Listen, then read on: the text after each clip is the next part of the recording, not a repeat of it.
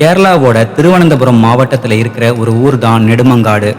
இந்த ஊர்ல வல்சலா அப்படிங்கிற 60 வயசான பொண்ணும் அவங்களோட கணவரும் ஒரு வீட்டில் வாழ்ந்துகிட்டு இருந்தாங்க.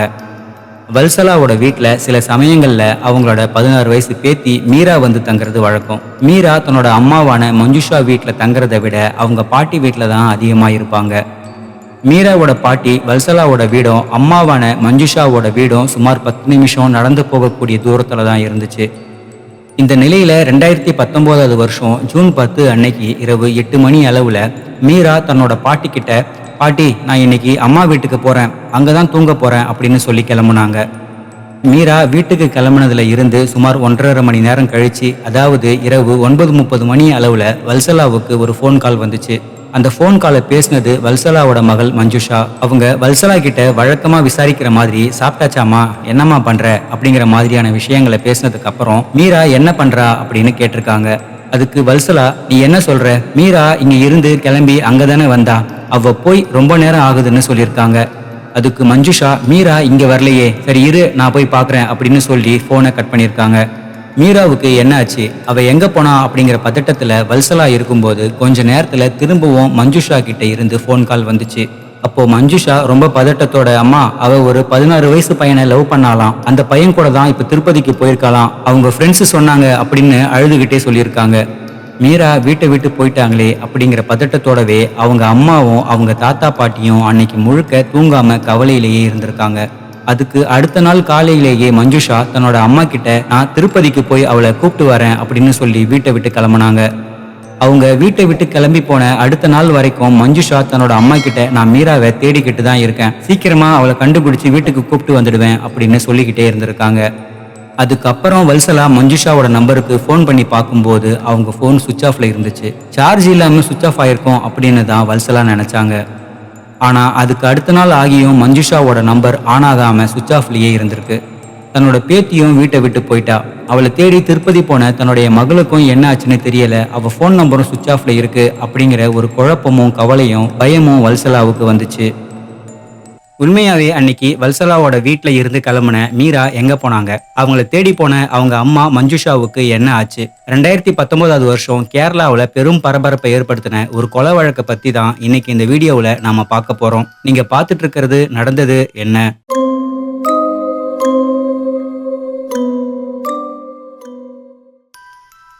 மஞ்சுஷாவோட ஃபோனும் சுவிட்ச் ஆஃப் ஆனதுக்கு அப்புறமா ஜூன் 13 காலை வரைக்கும் வல்சலா மஞ்சுஷாவோட ஃபோன் காலுக்காக வெயிட் பண்ணியிருக்காங்க. ஆனா அப்பவும் மஞ்சுஷா கிட்ட இருந்து எந்த தகவலும் வராம இருந்திருக்கு. இதுக்கப்புறமா வல்சலாவும் அவங்க கணவரும் வேற வழி இல்லாம நெடுமங்காடு போலீஸ் ஸ்டேஷனுக்கு போனாங்க. அங்க நடந்த விஷயங்களை சொல்லி, என்னோட மகளும் பேத்தியும் ஏதோ ஆபத்துல இருக்காங்க, அவங்கள கண்டுபிடிச்சு கொடுங்கன்னு வல்சலா ஒரு புகாரை கொடுத்தாங்க. அப்போ போலீஸ் வல்சலா கிட்ட, மீரா ஏதோ பையன் கூட போனதா சொன்னீங்க இல்லையா, அந்த பையன் யாருன்னு உங்களுக்கு தெரியுமான்னு கேட்டிருக்காங்க. அதுக்கு வல்சலா, இல்ல அந்த பையனை பத்தி எனக்கு எதுவும் தெரியாதுன்னு சொல்லியிருக்காங்க. 16 வயசான மீரா நெடுமங்காட்டில் இருந்த ஒரு கேர்ள்ஸ் ஹையர் செகண்டரி ஸ்கூல்ல 11th ஸ்டாண்டர்ட் படிச்சுக்கிட்டு இருந்தாங்க. நல்லா படிக்கக்கூடிய மாணவியான மீரா 10th ஸ்டாண்டர்ட்ல நிறைய மார்க் வாங்கி பல பேரோட பாராட்டை வாங்கினாங்க. அவங்க படிச்ச அந்த ஸ்கூலுக்கு போய் மீராவோட ஃப்ரெண்ட்ஸ் கிட்ட விசாரிக்கும் போது, மீரா நல்லா படிக்கக்கூடிய பொண்ணு, அவ எந்த பையன்கிட்டயும் பேசி நாங்க பார்த்ததே இல்லை, ஆனா லாஸ்ட் 1 வீக்கா அவ ரொம்ப டென்ஷன்லயே இருந்தா, யார்கிட்டயுமே சரியா பேசல அப்படின்னு அவங்க ஃப்ரெண்ட்ஸ் போலீஸ் கிட்ட சொன்னாங்க. இதுக்கப்புறமா போலீஸ் மஞ்சுஷாவோட வீடு இருந்த பகுதிக்கு போய் அங்க இருந்தவங்க கிட்டையும் மீராவை பத்தி விசாரிச்சாங்க. அவங்களும் மீராவை பத்தி நல்ல விதமாவே சொன்னாங்க. ஸ்கூலுக்கு போயிட்டு நேரா வீட்டுக்கு தான் வருவா, அவ உண்டு அவ படிப்பு உண்டுன்னு இருந்தான்னு எல்லாருமே சொன்னாங்க. போலீஸுக்கு இந்த இடத்துல தான் ஒரு சந்தேகம் வந்துச்சு. மீரா ஒரு பையனை லவ் பண்ணி அந்த பையன் கூடவே வீட்டை விட்டு போற அளவுக்கு இருந்திருக்கா. ஆனா அவ எந்த பையன்கிட்டயும் பேசலன்னு அவ கூட படிக்கிறவங்களும் இந்த பகுதியில இருக்கிறவங்களும் சொல்றாங்க. அப்போ உண்மையாவே அப்படி ஒரு பையனே இல்லையா, வல்சலா கிட்ட மஞ்சுஷா பொய் சொல்லியிருக்காங்களா அப்படின்னு போலீஸ் யோசிக்க ஆரம்பிச்சாங்க. மஞ்சுஷாவை பத்தி விசாரிக்கும் போது, சுமார் 2 வருஷங்களுக்கு முன்னாடி தன்னோட கணவரை இழந்த 34 வயசான மஞ்சுஷா ரொம்ப அமைதியான நல்ல பொண்ணு. இந்த சின்ன வயசுலேயே தன்னோட கணவனை இழந்து தன்னோட ஒரே மகள் கூட தனியா தான் வாழ்ந்துகிட்டு இருந்தாங்கன்னு சொன்னாங்க. மஞ்சுஷாவுக்கு அஃபேர் மாதிரி எதுவும் இருந்துச்சான்னு கேட்கும்போது, சேச்சே அவ அந்த மாதிரியான பொண்ணு கிடையாதுன்னு அக்கம் பக்கத்து வீடுகளில் இருந்தவங்க சொன்னாங்க. சரி, மஞ்சுஷாவுக்கு நண்பர்கள் யாரும் இருக்காங்களான்னு கேட்கும்போது, சொல்லிக்கிற அளவுக்கு நண்பர்கள் யாரும் இல்லை, அவங்களுக்கு அவங்க அம்மா அப்பா மட்டும்தான் உதவிக்கு இருந்தாங்க. ஒரே ஒரு தம்பி மட்டும் அப்பப்போ மஞ்சுஷாவுடைய வீட்டுக்கு வருவாரு. மஞ்சுஷாவுக்கு எதுவும் உதவி வேணும்னா அவர் தான் கடைக்கு போய் வாங்கிட்டு வருவாரு. அவர் மஞ்சுஷாவை விட சின்ன பையன்தான். அதனால அது ஒரு பிரச்சனை இல்லைன்னு அந்த பகுதியில இருந்த ஒரு சிலர் போலீஸ் கிட்ட சொன்னாங்க. பிரச்சனை இல்லைன்னு பொதுமக்கள் சொல்லிட்டா போதுமா? அதை போலீஸ் தானே கன்ஃபார்ம் பண்ணணும். அதனால போலீஸோட விசாரணை மஞ்சுஷாவோட வீட்டுக்கு வந்து போற அந்த இளைஞரை நோக்கி திரும்பிச்சு. மஞ்சுஷாவோட வீட்டுக்கு வர்ற அந்த 28 வயசான அனீஷ் அப்படிங்கிற நபரோட வீடு மஞ்சுஷாவோட வீட்டில இருந்து சுமார் 5 கிலோமீட்டர் தொலைவுல இருந்துச்சு. அந்த வீட்டுக்கு போய் அனீஷை பத்தி விசாரிக்கும் போது ஜூன் 11ஆம் தேதி காலையிலேயே அவர் வீட்டை விட்டு கிளம்புனதாகவும், அதுக்கப்புறம் அவர் வீட்டுக்கு வரவே இல்லை, அவரோட போன் சுவிட்ச் ஆஃப்ல இருக்குது அப்படிங்கிற தகவல் தெரிய வந்துச்சு. இதை கேட்ட போலீஸுக்கு ஒரு மிகப்பெரிய குழப்பம் ஏற்பட்டிருக்கு. காரணம், மஞ்சுஷா மீராவை தேடி திருப்பதி போனதும் அதே 11ஆம் தேதி காலையில தான். இதுக்கப்புறமா அனீஷோட மொபைல் நம்பரையும் மஞ்சுஷாவுடைய மொபைல் நம்பரையும் போலீஸ் ட்ராக் பண்ணி பார்த்தாங்க. ஆனா அவங்க நம்பர் சுவிட்ச் ஆஃப்ல இருந்ததால அவங்கள சீக்கிரத்துல ட்ராக் பண்ண முடியாம இருந்திருக்கு. இப்படியே ஒரு சில நாட்கள் போயிருக்கு. இதுக்கப்புறமா அவங்க மொபைலோட IMEI நம்பரை செக் பண்ணும்போது அவங்க 2 பேரோட மொபைலுமே தமிழ்நாட்டுல இருக்கிற நாகர்கோவில் கிட்ட ஆக்டிவேட்ல இருக்கிறத போலீஸ் கண்டுபிடிச்சாங்க. உடனடியா நாகர்கோவிலுக்கு போன திருவனந்தபுரம் போலீஸ் அங்க இருந்த ஒவ்வொரு லாட்ஜ்லயும் மஞ்சுஷா மற்றும் அனீஷ் இவங்க 2 பேரோட போட்டோவை காட்டி இவங்க இந்த லாட்ஜ்ல தங்கியிருக்காங்களான்னு ஓரிரு நாட்கள் விசாரிச்சுக்கிட்டே இருந்தாங்க. அப்படி விசாரிச்சதுல அங்க இருந்த ஒரு லாட்ஜ்ல அந்த போட்டோல இருந்த மஞ்சுஷாவும் அனீஷும் வேற பெயர்களை சொல்லி ரிஜிஸ்டர் பண்ணி அங்க தங்கி இருந்தது தெரிய வந்துச்சு. அங்க இருந்த ஒரு குறிப்பிட்ட ரூமுக்கு போய் பார்க்கும்போது போலீஸ் எதிர்பார்த்தபடியே மஞ்சுஷாவும் அனீஷும் ஒரே ரூம்ல ஒண்ணா இருந்தாங்க. மஞ்சுஷா கிட்ட போலீஸ், நாங்க திருவனந்தபுரத்துல இருந்து வந்திருக்கோம், உங்க பொண்ணு மீரா எங்க? அவங்கள தேடிதானே நீங்க திருப்பதி போனீங்க, அப்புறம் எப்படி நாகர்கோவில்ல இருக்கீங்கன்னு கேட்டிருக்காங்க. அதுக்கு மஞ்சுஷா, அவ திருப்பதியில இருந்து நாகர்கோவில் வந்துட்டதா எனக்கு சந்தேகம் வந்துச்சு, அதனால அவளை தேடி இங்க வந்தோம். நாகர்கோவில்ல அவளை தேடி நிறைய இடங்களுக்கு போனோம், இன்னும் அவளை கண்டுபிடிக்க முடியலன்னு சொல்லியிருக்காங்க. ஆனா மஞ்சுஷா சொல்றத நம்பாத போலீஸ் அவங்களையும் அனீஷையும் ஜூன் 29ஆம் தேதி சந்தேகத்தின் பேர்ல போலீஸ் ஸ்டேஷனுக்கு கூப்பிட்டு போய் விசாரிச்சாங்க.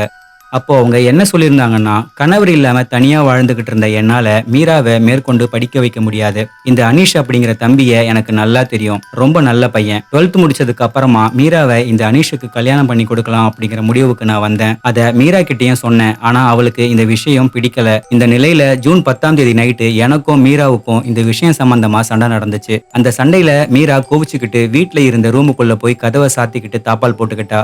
கொஞ்ச நேரம் கழிச்சு ரூமை திறந்து வெளியே வருவான்னு நினைச்சேன். ஆனா அவ வரவே இல்லை. ரூம் கதவை தட்டி பார்த்தேன். ஆனா அவ கதவை திறக்கவும் இல்லை, எந்த பதிலும் சொல்லல. அதுக்கப்புறமா வீட்டுக்கு வெளியே போய் அந்த ரூமை ஒட்டி இருந்த ஜன்னலை திறந்து பார்த்தேன். அப்போ அவ அங்க இருந்த ஒரு ஃபேன்ல தூக்கு மாட்டி செத்து போயிருந்தா. அவளை என்னால காப்பாற்ற முடியல, அவ செத்து போயிட்டான்னு ரொம்ப அழுதுகிட்டே சொல்லியிருக்காங்க.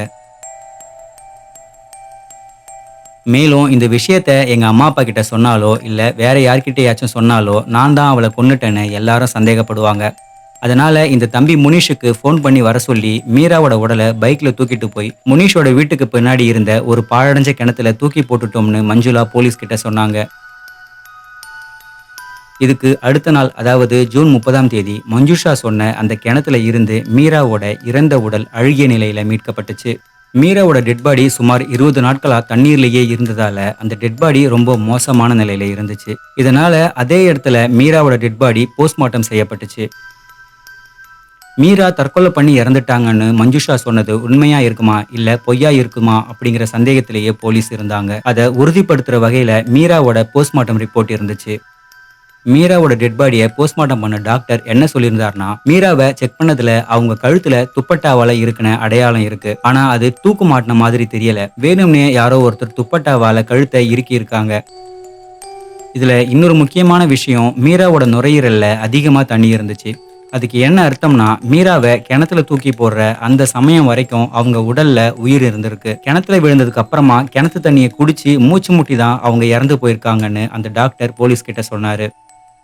இதுக்கப்புறம் மஞ்சுஷா கிட்ட பண்ண தீவிர விசாரணையில உண்மையாவே என்ன நடந்துச்சுங்கிற தகவல் தெரிய வந்துச்சு. நானும் என்னோட மகளும் இந்த வீட்டுல தனியா சந்தோஷமா தான் வாழ்ந்துகிட்டு இருந்தோம். ஒரு நாள் என்னோட வீட்டுக்கு பக்கத்துல இருக்க வீட்டுக்கு இந்த அனீஷ் பெயிண்ட் அடிக்க வந்தான். அப்பதான் அவனை முறையா பார்த்தேன். அப்ப இருந்து எங்களுக்குள்ள ஒரு பழக்கம் ஏற்பட்டுச்சு. என்னோட பொண்ணு ஸ்கூலுக்கு போன சமயத்துல வீட்டுல தனியா இருந்த எனக்கும் அனீஷுக்கும் நடுவுல ஒரு அஃபேர் உருவாச்சு.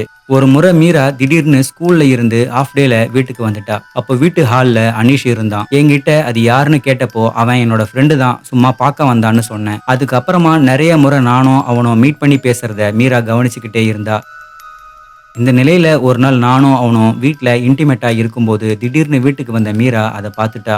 அது சம்பந்தமா என்கிட்ட சண்டையும் போட்டா. என்னால இந்த அஃபைரை விட முடியல. அதனால அனீஷ மீராவுக்கு கல்யாணம் பண்ணி வைக்கலாங்கிற முடிவுக்கு நான் வந்தேன். ஆனா அதுக்கு அவ உடன்படவே இல்லை. அதனால அவ மேல எனக்கு வெறுப்பு உண்டாச்சு. மேலும் எங்களோட சந்தோஷத்துக்கு குறுக்க அவ இருந்ததால அவளை தீர்த்து கட்ட நாங்க முடிவு பண்ணோம். ஜூன் 10ஆம் தேதி நைட்டு அவ வீட்டுக்கு வந்ததுக்கு அப்புறமா நானும் அனீஷும் சேர்ந்து தான் துப்பட்டாவால அவ கழுத்தை இறுக்கி கொன்னோம். அதுக்கப்புறம் பைக்லயே மீராவோட டெட் பாடியை கொண்டு போய் கிணத்துல போடுறதுக்காக அவ உடம்புல ஒரு கல்லை சேர்த்து கட்டணும். அப்போ திடீர்னு மீரா இரும ஆரம்பிச்சா. அவ உடம்புல இருந்து இன்னும் உயிர் போகலைங்கிறது அப்பதான் எங்களுக்கு தெரிஞ்சுது. சரி, அவளை எப்படியாச்சும் கொன்னுடணும்னு அப்படியே கிணத்துல தூக்கி போட்டுட்டோம். அதுக்கப்புறம் எதுவுமே தெரியாத மாதிரி நான் திரும்பவும் வீட்டுக்கு வந்துட்டேன். என் மேல சந்தேகம் வந்துடக்கூடாதுன்னு அவ ஒரு பையனை லவ் பண்ணி வீட்டை விட்டு ஓடி போயிட்டான்னு அம்மா கிட்ட சொன்னேன். நானும் அனீஷும் வீட்டை விட்டு வந்ததுக்கு அப்புறமா நாகர்கோவில்ல ஒரு வீட்டை வாடகைக்கு எடுத்து நாங்க 2 பேருமே குடும்பம் நடத்தலாம் அப்படிங்கிற முடிவுல இருந்தோம். ஆனா அதுக்குள்ளேயே போலீஸ் கிட்ட மாட்டிக்கிட்டோம் அப்படின்னு மஞ்சுஷா போலீஸ் கிட்ட சொன்னாங்க. இதுக்கப்புறமா அவங்க 2 பேர் மேலேயும் வழக்கு பதிவு செஞ்சு திருவனந்தபுரம் போலீஸ் அவங்கள கைது பண்ணாங்க.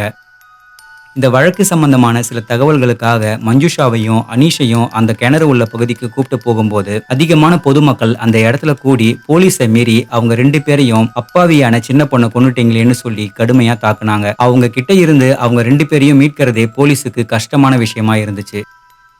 தன்னோட காதலுக்காக தான் பெத்து வளர்த்த மகளையே ஒரு பொண்ணு கொலை பண்ண இந்த சம்பவம் 2019 வருஷம் கேரளாவில் பெரும் பரபரப்பை ஏற்படுத்துச்சு. உண்மையாவே மஞ்சுஷாவால அவங்க காதலை கைவிட முடியாம இருந்திருந்தா ப்ராப்பரா இந்த விஷயத்த தன்னோட அம்மா அப்பா கிட்ட சொல்லி முடிவெடுத்திருக்கலாம்.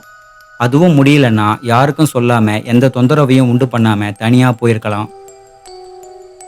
வளர்ந்து எப்படி எப்படியோ இருந்திருக்க வேண்டிய மீராவையும் கொன்னுட்டு இப்போ மஞ்சுஷாவும் அனீஷும் ஜெயில இருக்கிறதால யாருக்கு என்ன பிரயோஜனம் அப்படிங்கிற கேள்வியை தான் கேட்க தோணுது. இந்த வழக்கை பத்தி நீங்க என்ன நினைக்கிறீங்கன்னு கமெண்ட்ல சொல்லுங்க. இதே மாதிரி இன்னொரு வீடியோல சந்திக்கலாம்.